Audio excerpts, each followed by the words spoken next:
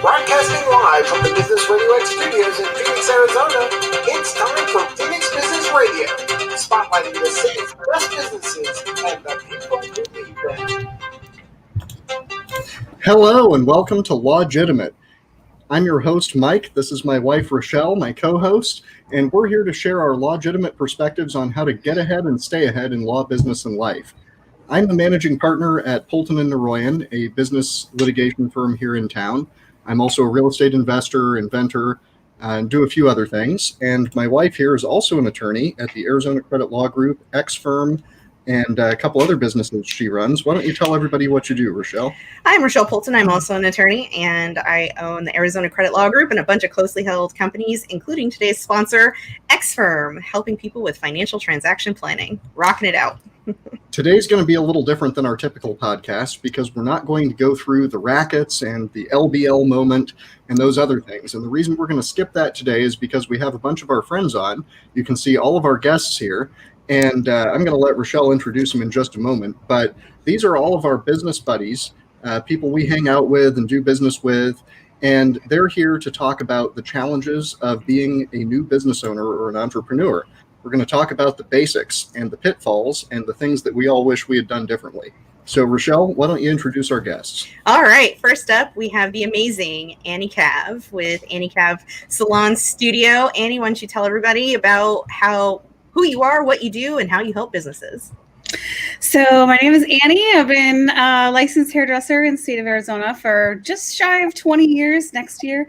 But I own a small private hair salon studio in Central Phoenix, and I have a really mixed group of clients and a really mixed group of friends. Most of them are business owners, like the ones that are here on this podcast today. And I basically sell self-confidence and some serious love of that reflection in the mirror. And it's therapy where you get to be pretty when you leave, not ugly cry face when you leave. Hopefully. Fingers crossed. So true. Thank you, Annie. All right. Irene. Hi, everybody. My name is Irene Pulaski. I am the owner of Independence Insurance Group. I have been in the insurance industry for 17 years now. The last almost 11 with my own agency, and we work with individuals and business owners and help them find the right combination of coverage and price. We do that because we represent over 50 different insurance companies, and so we shop around for who offers the most competitive price. Irene, can you adjust your mic? Oh. We can't hear you very well. Okay. Let me try and turn this up. Is this any better? That's a lot better. That's a lot better. Oh, okay. So it was just positioned wrong. So anyway, I have been in the insurance industry for almost 17 years. Had my agency for almost 11. And we help individuals and business owners shop around for the right combination of coverage and price. We're all required to have insurance. So we become our clients' insurance department off-site. So we pride ourselves in becoming our clients' part of their team. Love it. Yes, she's amazing. All right, Kelly, tell everyone about your awesomeness. You're so sweet, Rochelle. Thank you for having me on. I'm Kelly Lorenzen. I own a business development firm here in Arizona, KLM Consulting. I help clients with consulting, marketing, and project management. Most all amazing entrepreneurs and nonprofits here in the Valley. Such an understatement for what she does. I'm so happy to know her. All right, Kenyatta, you're up. Hey, everybody. First, I want to say I love all you amazing humans on this call. I'm so excited about this conversation. And my name is Kenyatta Turner, and I'm the founder of Freedom Empire Consulting. And I'm also the Chief Behavioral Superpowers Consultant for Dream Smart Academy, and I also serve on their nonprofit, their National Advisory Board. So what I do in my business is I help my clients to build and shield their freedom empires. And I do that in 3 ways. 1, I coach. I'm a behavioral superpowers coach. When I do that, I get to decode human behavior and optimize performance using scientifically validated insights, which I love. And then influence is the second piece, and my behavioral superpower is influencer. What that means is I don't shut up. And so I like to talk. But really, I love talking to people and helping and being in front of the room and bringing people together and really having an opportunity to share good things with good people. So that's really what I look at that. And then the last piece is protect. So I work with a company called Legal Shield that I've been with for 6 years. And with that company, I'm able to help my clients to shield their empires with legal services and identity theft protection for their family or for business owners. Awesome. So, all right, let's start with a quick icebreaker question into our topic today, starting and growing a business. If you could give yourself advice 10 years ago, what would it be? Mike, you want to start? Sure. I thought about this for a bit before we started the podcast here, and I don't think I have one piece of advice. I think I would sit myself down and spend hours talking to myself about what I've learned over the last decade that would have changed my course somewhat if I had known it earlier. I think one of the biggest learning experiences for me in owning and operating these businesses, and especially in helping other business owners with their businesses, which I do a lot of as an attorney. One of the biggest things I've taken away from it is the importance of building a personal network. But that's something you hear a lot, and it's something I certainly knew about 10 years ago and had already begun doing. But what I've learned over the course of my business career so far is that it's better not to think of it as networking, unless you just love networking and you're really into it. If you're a super networker the way Kenyatta is and the way some other people are, then sure, call it networking, think of it that way and do it. But it's really just making friends. It's really curating your friend group and figuring out who you're going to hang out with and spend time with and what you're going to do with them. And for me, developing a professional network started really in law school. I had a bit of a network before that in construction management, but I hadn't really treated it as a good professional networking process the way I did starting in law school. And law school is when I learned that when you make good friends, people you really genuinely like spending time with, you can find ways to do business with them. And you can learn things from your friends about business and life and success that you may never have thought you would learn from them. And it's not about having that business relationship first. It's about having the friendship first and putting yourself in proximity to people who will become successful and who have things that they can teach you. And over the last, I guess it's been 8 years that I've been in law practice and have had the law firm, most of my friends now are business owners and entrepreneurs and other professionals, because that's who I gravitate towards, because we share common life experiences and we share interests in business and business development that are genuine interests. We do this because we like it. We do it because it's something we enjoy spending time on and thinking about and moving towards. And so I find that I can really hang out with people like that, the people that we have on this podcast today, as well as a lot of my other friends.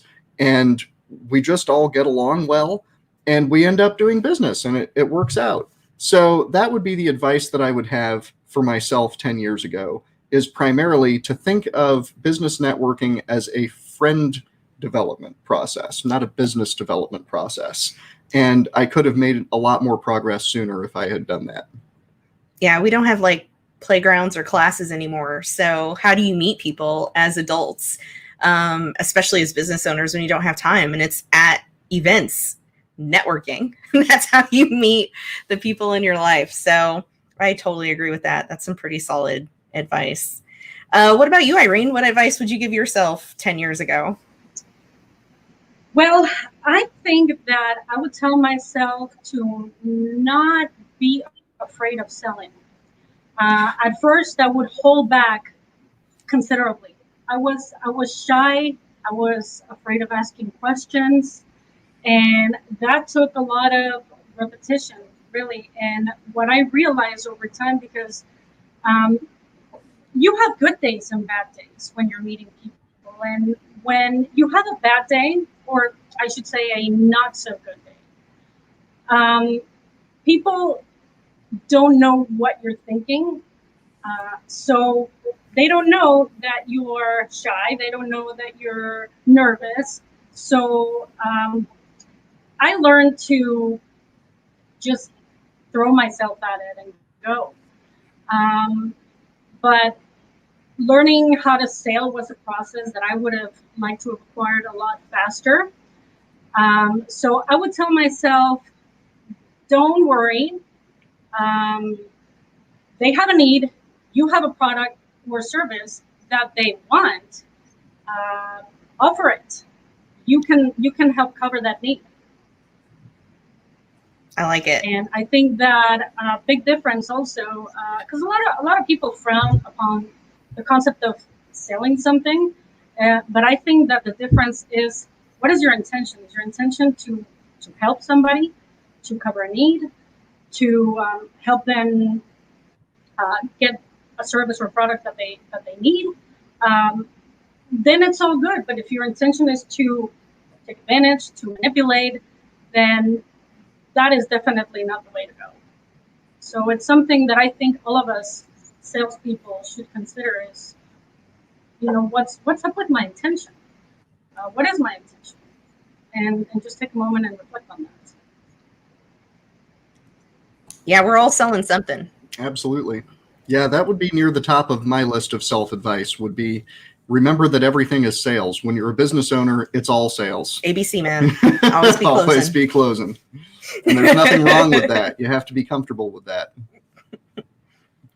Who wants to go next? Volunteers? I'll go next. 10 years ago, I was in my second business, I think, if I'm doing the math correctly. And I think a couple things. One is outsource quicker.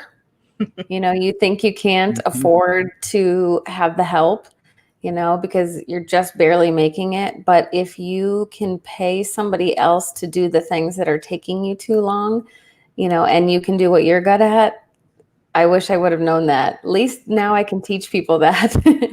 That's what I do. Part of my business is I waited too long to hire an assistant. I waited too long to outsource bookkeeping, all of it. And so that would be for sure one of them. And then treating employees as you treat your clients, right? You have to be, you can say, oh, well, I was always good at not, becoming too close to them, because in my first business, my business partner got real close to, every assistant. And then I had to fire him because she got too close to him. So so that was probably not the right way. But now it's so nice because, they're partners, your staff and your employees can be partners, and treating them the same as you would your clients has definitely made it nicer to work with everybody in my team. Awesome. What about you, Annie? So I'm really resonating with what you guys have all said already so far, some of which I'm resonating with today, especially the outsourcing of things. Kenyatta and I talk a lot about leveraging other people's knowledge in order to run your business. So 10 years ago, I was trying to think of where I was 10 years ago. I wasn't anywhere near being a business owner, but when I started my first business, I don't think I had a clear idea of how big the actual picture was. So the advice I'd give myself is to be thinking about the big picture, because I thought, oh, I do this full time, so I should do that full time as a business. But doing what you do full time and running a business are two full-time jobs. Running your social media is a full-time job, right, Kelly? Doing your bookkeeping can occasionally become a full-time job. There's so much more work than just the job you actually perform that is the kind of core and heart and soul of your business. And I got incredibly overwhelmed, and I did not ask for help. And I didn't leverage other people's things, didn't hire out the things that I did or the things that I needed done. And, it becomes an avalanche and you just get really behind, and not everyone gets a chance to hit a reset button. So I'm very grateful that I did. But now when I approach my business, I'm thinking about what is that going to look like in 3 months when I'm completely overwhelmed with this new thing that I've just put on. So scheduling, making time for the things that need to happen, but really thinking about the big picture of the whole business. That's great. advice. That certainly is. And we'll have a lot of discussion about that as we go on. But that's exactly right. Even the smallest small business is still part of a huge ecosystem, the whole world's ecosystem. And the complexity required even to keep a very small business operating is a whole lot greater than what most people would expect unless you've done it before. Generally, I think what happens early on. No, go ahead. I think what happens is you just, you only know what you know when you know it. And being a small business owner, it is, 1/3, I totally got this. And 1/3, I'm sure it'll be okay. And 1/3, I have no idea what I'm doing. And that's the fun of it, because you're never really ready for the thing that you take on, right? But sort of being open to the, oh my God moment of how big this little thing you thought you were going to do, the small choice that you made to do it for yourself, and how big that is. Ooh, was so scary. It still is scary, but it's way more fun now than it used to be. If I can just add to that, and that's where the importance of a good network comes into play, because you're right, we don't know what we don't know, and a lot of the things we are not going to learn unless we go through them, but there are other things that we can learn from someone else's experience. We don't have to make the error ourselves, so it's crucial to have a good network that you can reach out to and confide in, and present your challenges, talk about problems, and how to solve them, because just like we do, we get together, we're all very different in many ways, but we also have a lot of commonalities. So situations, problems, challenges that one of you have gone through, I may have experienced, and vice versa. And that's what we do. That's how we make our lives easier and our businesses more efficient, just through the knowledge and experience of others in our network. Absolutely. So true. All right, Kenyatta, you're up. What advice would you give yourself 10 years ago? Well, 10 years ago, I wasn't in business yet. So I was still working my jobby job, I like to call it. And so my advice would be to start a side gig of some kind. So if I know what I know now, I probably would have made some different decisions, maybe. And if I did make any different decisions, because I think everything happens perfectly in some psycho kind of way, but if I were to do it differently, I would have stayed working at the colleges for a time, I think, but I would have started building something on the side. I would have started working on my exit strategy, as opposed to doing what I did, which is totally ran and jumped screaming off the cliff, and luckily sprouted wings, but I didn't have a parachute. And so, that, I wouldn't recommend doing it that way. So if I knew what I knew now, I would have started a business sooner. So I guess that's probably my biggest advice to myself is why did you wait so long to start a business? And again, business ownership and entrepreneurship is not for everyone. But I probably would have taken a closer look at myself and maybe talked to some people like the network we talked about, and really just kind of explored it much sooner, because it was, 10 years ago, I worked, I've only been in my business just over 6 years. So I still was at the jobby job for another 4 years, so I just would have started sooner, because why wait? For those of you who are listening, who are thinking about starting a business. Now we're going to tell you all kinds of reasons why it's crazy. And, and after listening to us, you might be thinking, I'm not doing that. However, it's so rewarding, No, but if you find a thing that absolutely you're built to do that. And if that is working a job, then do that.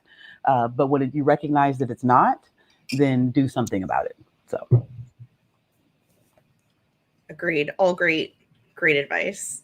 Working a job is the right thing for many people. Yeah. One thing that I have certainly learned being a business owner in my whole adventure of entrepreneurship is this is not for everybody.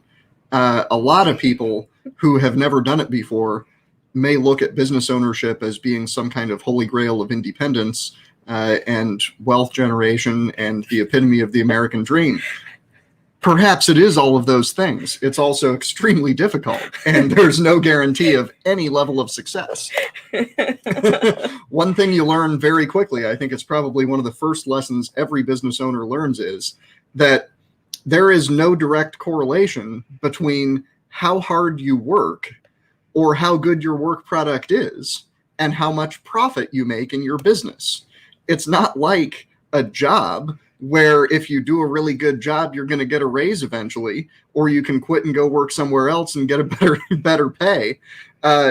Nobody cares how hard you work, how many hours you spend. It doesn't make any difference unless you are working productively towards your business goals. Now, hard work is a prerequisite to success. I don't think you'll find any business owners who succeed without working very hard and putting in a lot of time. But you can't fix problems by working harder. Working harder is almost never going to get you over a hurdle that's impeding your business success. You're going to have to work smarter. And that's hard. It's harder to work smarter than it is to work harder. It really is.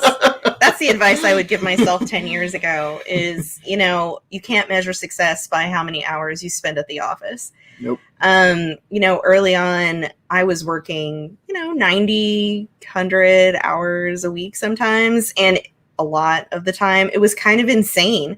And, I was extremely productive and I got a lot done. But, now been open for 8 years. It's like, well, I probably work like 40, maybe 50 hours a week and get like 50 times more done than I did when I first started. So figuring out how to work smarter is such a weird process because you don't really know what you don't know when you first start out in business, but spending the time to think about it, plan it out, getting on some kind of organization system like the 12-week year, goal planning, knowing what you want, and most importantly, taking care of yourself. I think I would really, really stress that to myself 10 years ago. Do what you're going to do, but don't work so hard. Add the self-care in there immediately. There's another one, right? Put that in at the beginning. Yeah. Take time for yourself. What does Kenyatta talk about? Intentional imbalance? Yes. It's intentional imbalance. Intentional imbalance, yes. Be mindful about when you take time away from your business. Mm-hmm. Yeah. So this is a fun group conversation we should have about startup costs. I don't think anyone ever realizes how expensive it is to start a business. I think we were talking about this a little bit earlier, and however much you think it's going to cost to open your business, you should probably add a zero. Thoughts? Double it.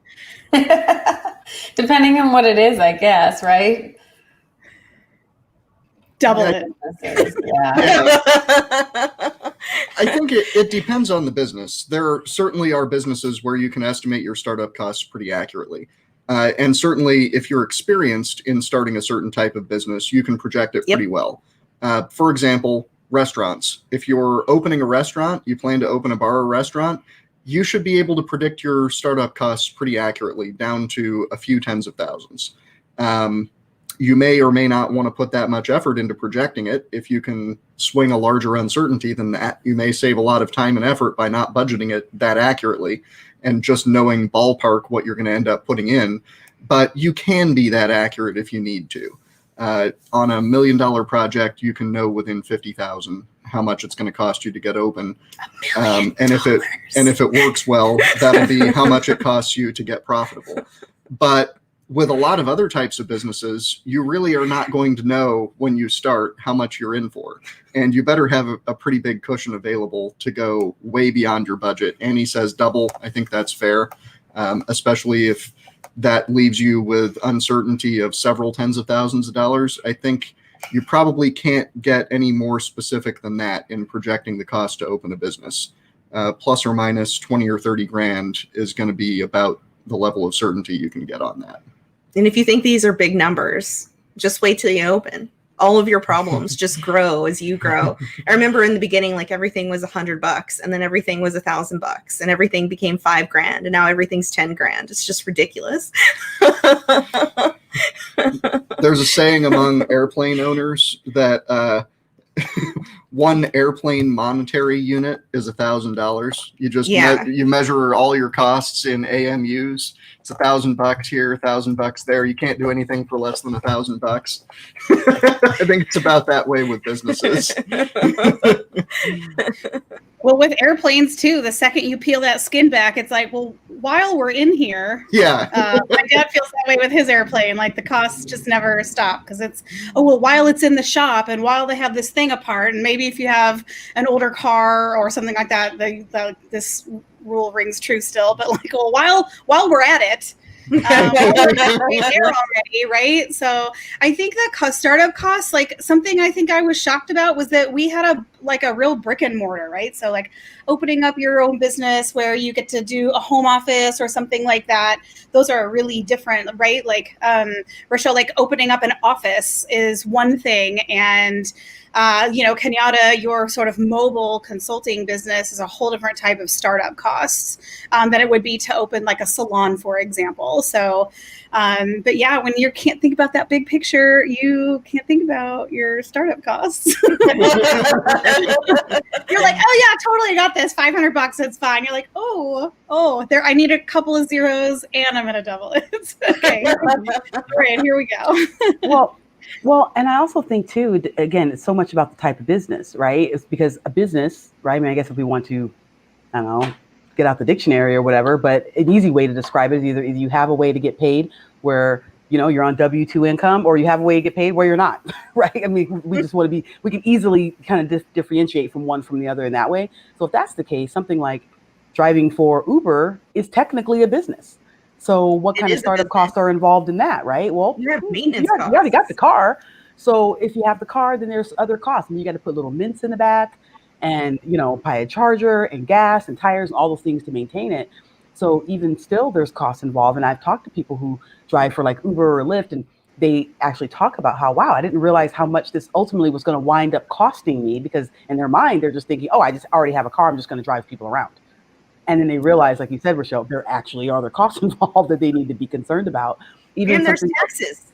And there's taxes that you have to now pay on your own because someone's not taking it out of your paycheck. With me, with Legal Shield, when I joined, it was $75. That was literally the cost to start. Now, that's not the only cost. And a lot of network marketing companies might have low fees to get in, but there are other costs involved, depending on how you do your business and whether or not there's training or meetings and things. So all of those things are to be considered, even if it is something like a driving job or a consulting job that doesn't need a brick and mortar. They still start to add up and get very pricey, depending on that nature. So yeah, you're going to join like networking organizations. You're looking at a couple $100 a pop, plus, event tickets for stuff, plus. Starbucks. Well, when we were all, doing real latte meetings, right? You can spend a couple $100 at Starbucks doing some one-to-ones. Like it adds up. What about Sip Happens? That adds up, Sip Happens definitely added up. All of my budget, but it was a necessary part of the budget. Absolutely, it's part of doing business. That's part of our now self-care. So Sip Happens, sanity. Yes. And it's part of Mike's networking group, right? We don't want to hang out with employees. We're all bosses. We need other bosses in our lives to drink with. Yeah, you can find out more about it on Instagram at Phoenix Sip Happens PHX. The now virtual happy hour group. Yes. But, Kenyatta, I think it's interesting you brought up the network marketing businesses, and in particular Legal Shield, since that was your route, one of your routes out of corporate America and into independent business ownership. It's certainly true that the cheapest businesses to get started in are MLMs or things like Uber and Lyft that are an existing platform where you're providing a service as an independent contractor. You're plugging into a business because you're not producing all the infrastructure. You don't have to create the brand. You don't have to set up your phone system and build a website from scratch and all of that other stuff. But one of the downsides is that you don't have control over that brand and that it's not yours. So you've got less upside potential perhaps than an independent business, but it's great that you bring those up because they really do reduce the capital requirement for somebody getting out of a W-2 job and becoming more independent in their income. It's a great way to do that for people who are inclined to do that sort of thing. I think Absolutely. that's the biggest shock. Go ahead, and then I'll share something after that. I think that's the biggest shock for people leaving, their W-2 job is, holy crap, where is my paycheck? Like, oh no, you eat what you kill, bro. Like, you have to get out there and make money. Like, that's your job, and cover your expenses and. So making that shift is, can be a little intimidating. And for some people, especially when you've got family and kids and you really haven't thought that through, you can really sink yourself with those kinds of expenses and set yourself up for failure. So a slow transition out of the W-2 into your own business is probably advisable for people when you have dependents and you're the primary income earner.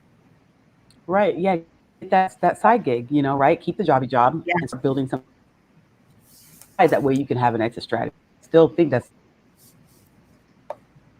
my biggest piece of advice I give to myself, right? But I wouldn't do it over like that anyway, because it wouldn't work. However, for me, because I'm exactly where I'm supposed to be. But one thing I was going to add about that, Mike, how you mentioned, right? I started kind of with Legal Shield and had this platform that already existed. I didn't need to build a website. I didn't need to have the marketing materials. All of that was provided for me. And then I start building, Freedom Empire Consulting, where I don't have a website, there is no marketing materials, and then making that transition from, the clear difference from joining a business that's very turnkey, if you will, like a network marketing company, to then creating something of your own, literally from scratch, is an entirely different standpoint. And I've now seen both sides of that coin. And so I will have to just second what Annie was saying and what Kelly was saying about figuring out a way to find people to help you sooner with all of that stuff, that specialized knowledge. Like, I've got the specialized knowledge in what I know I'm really good at and the skills that I specifically hone. But I'm also someone who tries to still even learn. I'm nosy. I want to know how everything works. I want to do everything, but that's not a smart thing to do always, right? And so figuring out that, especially when you get out of where everything's done for you and you have to create it. It's like, as a business owner, we want to make all the decisions. Yay, we get to make all the decisions. And then, we have to make all the decisions, right? It's like, what side of the coin is it that day? I don't know. I think there's also an even broader scope of decisions that are available. This is something that I think many people don't necessarily consider about business ownership. And that is, it's not just that you have to make the decisions. It's that there is zero guidance on what decision you should make, never mind which choice you should make within that decision. It's up to you to figure out what decisions need to be made and what all of your options are and pick the right one. And you'll be getting tons of unreliable advice in the form of sales pitches from everyone else's business that provides services that you could pay them money for. Everyone wants you to pay them money for services. And all of them will tell you that using their services are the right choice for your business and that whatever they're selling is the best thing for you and will solve your problem. So you look at all that noise coming in at you as a business owner, and you're left to pick out which of those things are actually going to be helpful to you and which one is the best option. It's a total free-for-all, and it's kind of fun. But it's also at times quite nerve-wracking because you can make very bad decisions for your business and not know it until much later. Yes. To that, I would add, identify what you're not naturally good at. That's how I started. So I'm not good with numbers. So I don't try and do my bookkeeping or my payroll. I have an amazing bookkeeper that takes care of that because my time is better spent doing those tasks that I'm naturally good at, which are revenue producing tasks that allow for me to pass those things to the people with those talents. So weeding out those things, we have such a misconception about how the business owner is supposed to do everything. You're supposed to know how to do everything. And no, we just have to have the right team and the right network to take care of those tasks that we're just not naturally talented for. That is absolutely true. It is not your job to do every single thing in your whole business. And that's You literally something, can't. Yeah, I struggle with that all the time because there's all kinds of stuff I want to do, and especially hands-on things. If a repair needs to be done around the office, I want to do it. If something needs to be improved physically, I want to do it. I'll go get the tool bag. But that's not my job as the managing partner of a law firm, and it's not a good use of my time. I can hire somebody at 5% of my hourly billing rate to do skilled construction work. So I should be hiring somebody else to do that, and I should be selling my time instead. And I have to force myself to make that decision every single time because I would rather pick up the screwdriver. Can I clip each one of you to give me commercials for why I do this business? Yes, actually, you can, because this podcast is Creative Commons licensed. So you'll have the recording and you can use it for whatever you want. There you go. We had a sip happens once where I distinctly remember sitting at Postino's in between Irene and Kenyatta and Rochelle, which Kelly, I hope you come and join us when we can be face to face again. But I remember looking around the table thinking, asking you ladies, so how much time you all spend on your bookkeeping every week? And I swore you all were going to spit wine out of your nose, laughing at me. Honey, we don't do that. So then I was like, oh, right, because I have that idea, like, oh, I'm a small business owner. I have like full, I got my fingers in all the jam jars of everything. And Kenyatta, all this time later, is like, yo, baby girl, come here. Like, that's not how we do things. I'm like, no. Okay, because I'm a hairdresser. I'm not an accountant. I'm really good at bringing in the numbers. I don't know what to do with them after that. So now I have a really awesome accountant, and I'm feeling like, okay, this is the most like real I've felt is when I have help where I get to focus on just what I'm doing. Like Mike not changing light bulbs in his office or things like that. Yeah. Oh, and I think it's not my job.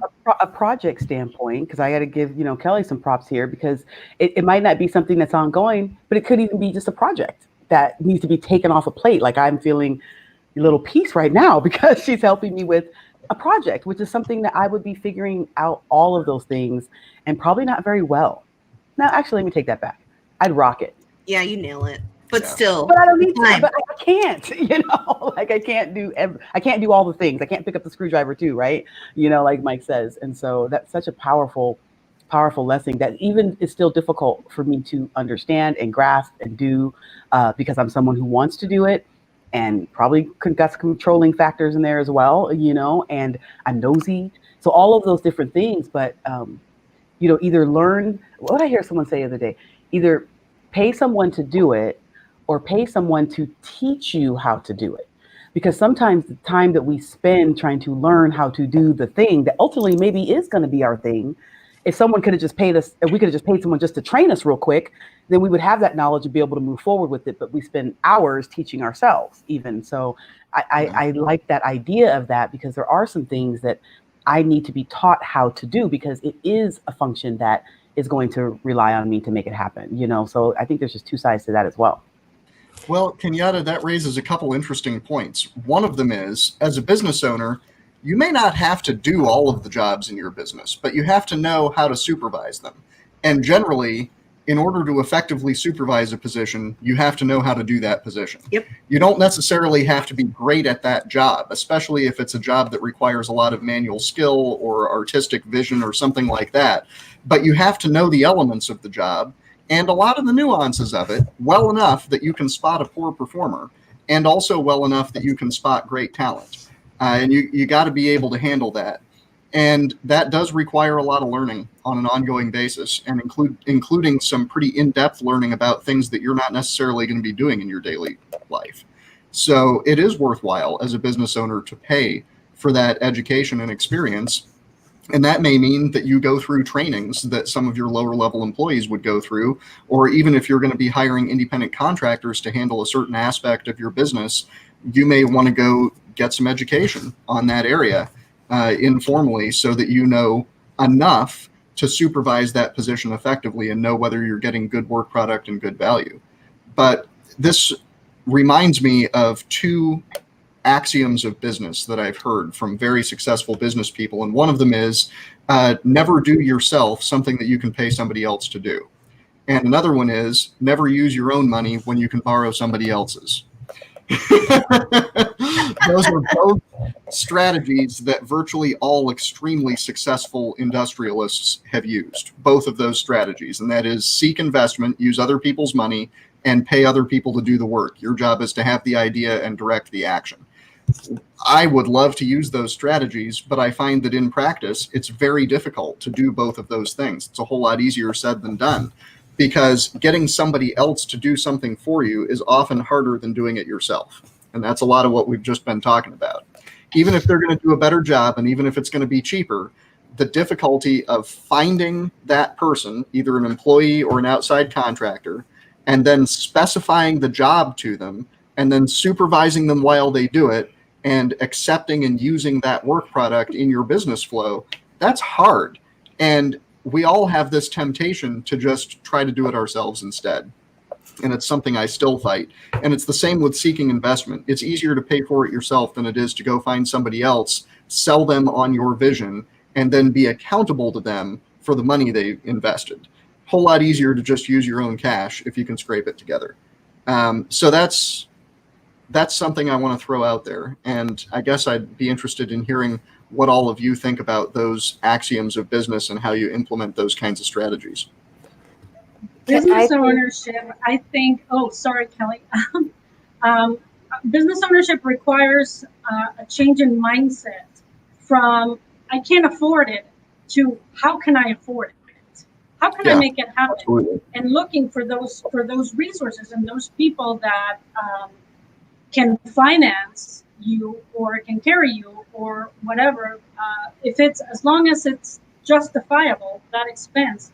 That's such an important thing from business ownership, is to switch that mindset from can't afford it, can't do it, to oh my gosh, I need this to happen. How can I make it happen? Yeah. Absolutely. It's so true. I think that's really important. That encapsulates a lot of the whole business mindset right there. Things that are expensive in business are expensive because they have great value to the business. If it's something that's a good choice, the reason it costs so much is because it will deliver results for your business that are worth that. If you're looking at buying a piece of equipment that costs $500,000 for a machine shop, the reason that you're considering that purchase and the reason that piece of equipment can be sold for $500,000 is because it's going to make you a whole bunch of money. So it's quite justifiable to go to a bank and say, I want to borrow $500,000 to buy this giant CNC laser cutting table, whatever it is that's worth $500,000 that you need in your business. You're going to be able to say, here, this is how much money I'm going to make from it. This is the revenue we expect. And this is why it's going to be totally justifiable to make the loan payments and get profit out of it. And that's how you've got to look at these things. But yeah, it sure can be difficult to justify writing a big check for a capital investment. Well, another thing is early on, having the coaches in your corner that can, give you the advice. So whether you're starting and, being a part of an MLM, or my first business was in real estate, building a huge, real estate practice. And along the way, I kept saying, well, I do have a coach, but he was exactly just a real estate coach. He wasn't a financial coach, right? He wasn't an attorney. He wasn't a, so if you make sure if you're starting a business that you have somebody for each thing, somebody who's been through it, somebody who knows. So you kept going back to the advice is making sure you have all those people in your corner. They've been there, done that, and so they know how to help you, I think is another huge point for people to make sure, they're like, well, I don't need a coach. I can't afford a coach, or I can't, justify it. You can't do it on your own. There's no reason to do it on your own. It's more important to grow with the coach than not have anybody and struggle so long and then go, wait, oh, great, I should have hired somebody 2 years ago. Absolutely. Finding This is mentors what- is absolute key. Yeah. But this is what Mike was talking about, right? This is why we all do business with each other. We hire each other out because we don't need supervision as much. We don't need to be, babysat as we perform the job that we've been hired to do. And that's why we network and do business with people that are in our networks, because we know as other business owners that they can just handle that themselves. Like, that's their job. You can like sit back and relax while they're getting their job done. Mm-hmm. So that's why we all use each other. That's why the network is so important. It's huge. Absolutely. It's huge. You might spend so much time. I mean, I think we went through 15 employees in my first business, 15 assistants trying to find the perfect one to do the perfect thing. It's like, no, pick one to do this and one to do that and one to do this. And the next business, the same thing. Good thing we outsourced, then you learn a little more, right? Okay, outsource this. Okay, I'm good at this. Outsource that, have us one more employee or one more person than you think you can afford, because you will make the money and you will make enough money to pay for them, right? Mm-hmm. You have that responsibility. So I think that's another important. That is. And I Let's talk about employees. Yeah. Employees. I think, Employees versus independent contractors. people Real who've quick. only worked in a job don't understand the employer-employee relationship very well at all. Even though they've been in employer-employee relationships their whole lives, if you haven't seen it from the other side, you're missing a huge part of the picture. And a big part of that you discover very quickly as a business owner when you try to hire your first employee is the employee's take-home pay is a tiny fraction of what it costs the business to have that employee. When you look at the hourly rate of an hourly employee, for example, the employee is going to take home a fraction of that, less their deductions. So And they taxes. get less than the hourly rate. But the employer pays substantially more than the hourly rate, upwards of 50% extra. And that overage is called labor burden, and it varies by industry and job title, but it's generally between a third and half. So if you're paying somebody $15 an hour, they're costing the business well over $20 an hour, Probably even though 25. they're taking home 12 or 13. So to the employee, they feel like they're getting pennies. To the employer, even a very inexpensive employee is very expensive. And especially as a small business just starting out, funding it with your own savings and taking these huge risks on whether you're going to make money or not, that first employee is crushingly expensive. Employees are vastly more expensive than almost anything else in your business, and they don't feel that way. I have no idea. Well, and you know what, Mike? Mike, that's so interesting you say that, because there's a phrase that I've heard for years and it always keeps coming up, and I teach this to my students in my GED classes a lot. More talking about when they're looking for work and they're looking to get into a career and what are some of the benefits of having a job versus having a business, and we have these conversations. But one of the things that has always been said is that and it's might not be true for everyone, so I'll just put that disclaimer out there, is that employees typically may only work as hard as they need to not get fired, and the businesses typically only pay them as much as they need to so that person won't quit.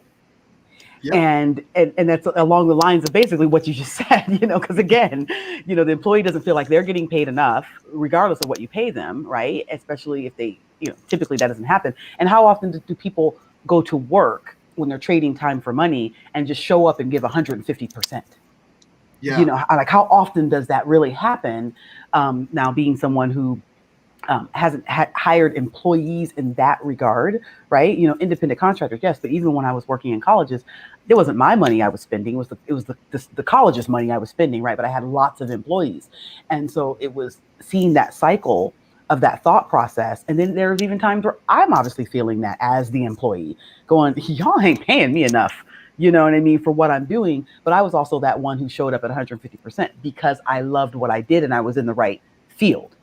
But how many times are people in a square peg round hole where they're not in the right job and they're like, man, if I can just show up, do my thing, get out of here and try not to get fired, and the employer is like, well, I'm going to give you like a 2%, raise. And if you take it, yeah, when the budget is actually maybe more than that, right?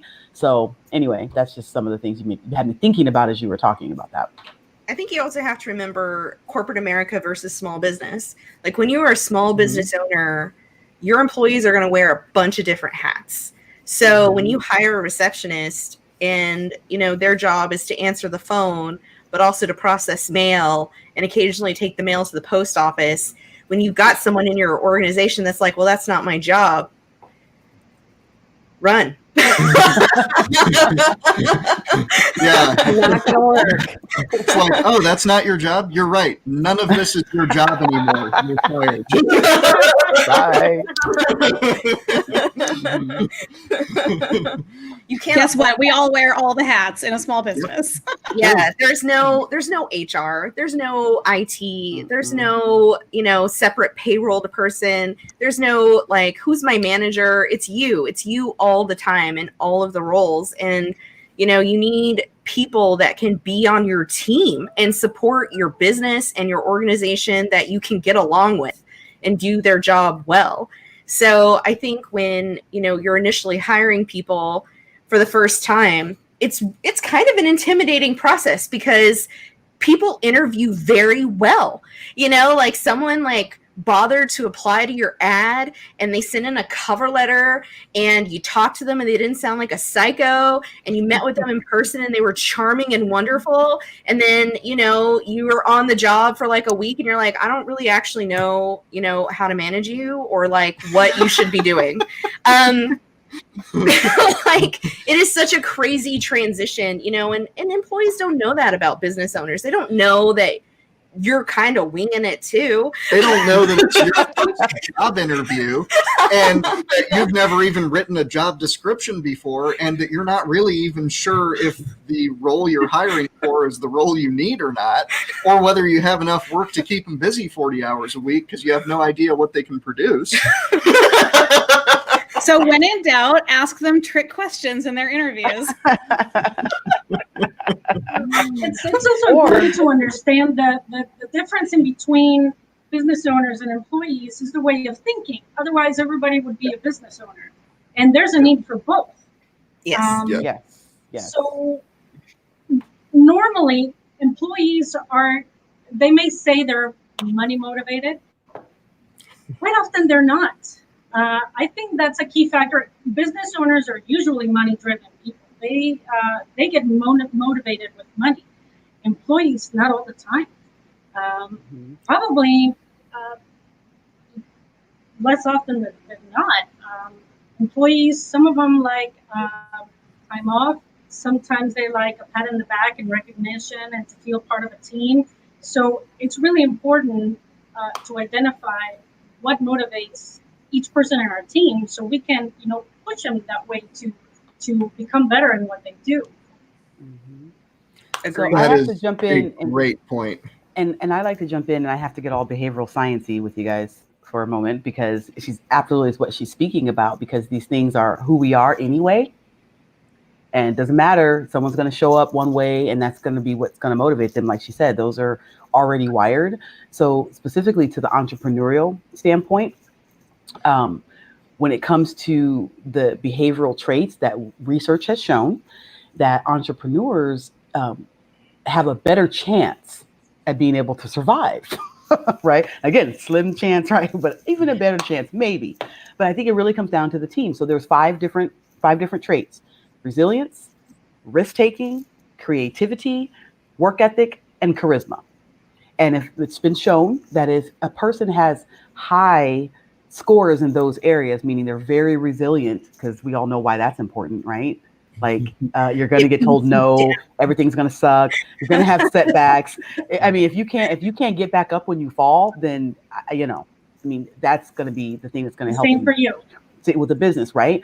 And then risk taking, that you have to be daring, right, to even go into this world and then even remotely be able to survive and to take the risk to maybe make sure you get the opportunity that's in front of you, even though you have no idea how it's going to work out.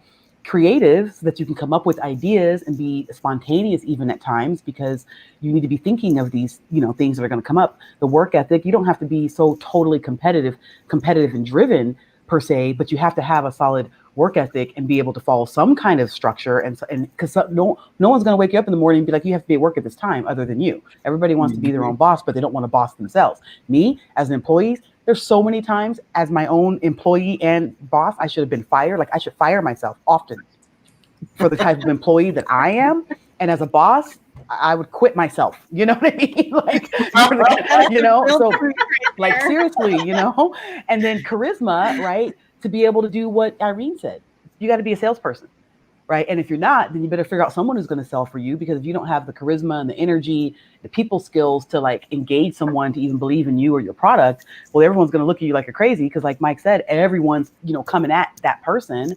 And if you can't like get through the crowd and make that happen, then you better find someone who can. So I think, again, it goes back to the whole figuring out the team, like who can do all these things if you don't have those particular traits and or don't have them in abundance. Then it could be a struggle for you because you're driven by different things and you won't be able to sustain everything that has to happen being an entrepreneur. So that's just behavioral science with Kenyatta Turner. Those are great points, Kenyatta. And to tie that in with what Irene was saying, Irene mentioned a lot of employees are not really money motivated. That's absolutely true. We as business owners tend to be. And so we tend to think that everyone is, because we tend to think that everyone else is like ourselves.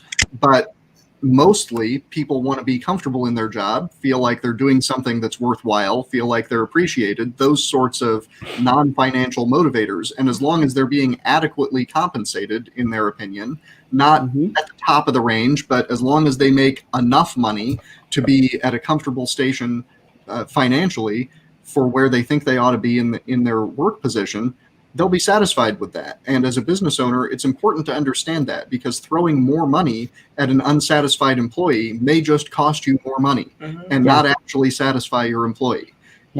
However, some employees are money motivated, and especially in sales positions. People who are into sales and seek out a sales position typically are money motivated people. And typically, you're going to compensate them with commission compensation that pays them more when they do a better job. And that's better for you as a business owner, too. So you got to make that dichotomy work for you in your business. And with the employees who are money motivated and are on your sales team, you use that to your advantage to reduce your fixed costs and strongly motivate them with what works for them by giving them commissions and a low base. Everybody else, don't screw around with monetary incentives and unnecessary compensation that isn't really satisfying them. Give them the recognition and the appreciation and the comfort and satisfaction in their jobs that they really want, and pay them appropriately, but not excessively. And good luck figuring that out. Good luck figuring that out. You know. You can call me and I'll tell you. I can tell you how to figure that out. It's easy. 15 minutes. Kenyatta, you'll be my first phone call if I ever decide to ever take on another employee ever again. You need to know what their behavioral superpowers are. We can tell you what they're motivated by. And you can ask them, and here's the thing. Okay, another moment. You could ask them all you want. They're going to tell you what they think that they're supposed to say. Yeah. And they're going to tell you what they think is within the realm of you to give it. So that's a tricky and slippery slope, because it's still a guessing game, and you still might get it wrong because they don't really know how to answer that question all the time. They might say they're really motivated by money because they think you're going to give them more money, but they're really motivated by more time off or training. Some people want to be trained and mentored and grow, and it's hard for them to articulate that. So it's tough, you know, unless you talk to me. I'll tell you. Indeed. Well, we've got 2 minutes left here, so I want to go around real quickly and have everybody give your most up-to-date tidbit of advice for someone who is going to start or buy a business right now for the first time. So instead of the advice for yourself 10 years ago, this is your advice for somebody today who's about to strike out on their own or buy their first business. What would you tell them? Irene. I would say, don't look back. If you make the decision to do this, you open that door, just go in. Don't look back. Don't second guess. Don't think about what can possibly go wrong. Just think that this is going to work. You got to make it work. There is no other option but to make it work. Good tip. Full speed ahead. All right, Kenyatta. Find your clarity and your burning desire, because if you don't have that, you're not even going to know what you're doing anyway, and you'll quit. Solid. Annie. Sorry. You want to Rochambeau for it, Kelly? Go ahead.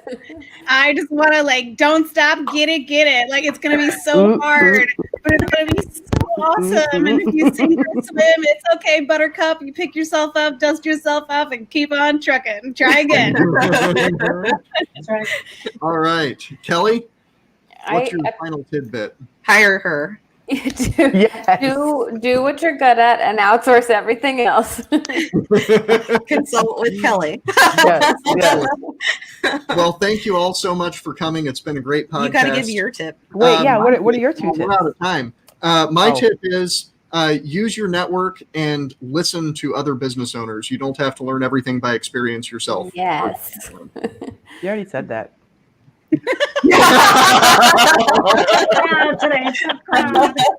My tip would be call Mike and make sure you're setting up your business properly. All right. Well, we're Mike and Rochelle Poulton, and this has been a fun episode of Lawgitimate. Thank you for tuning in, and join us next time for commercial financing. What? I know. No, just kidding. We're talking about commercial leasing. Maybe we'll talk about financing too. Yeah, that's right. It's going to be commercial leasing for your business. What to expect as a tenant. Oh. All right. Tuning in. Everyone do your happy dance.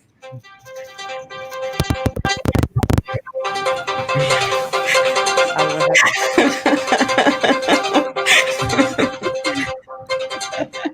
it.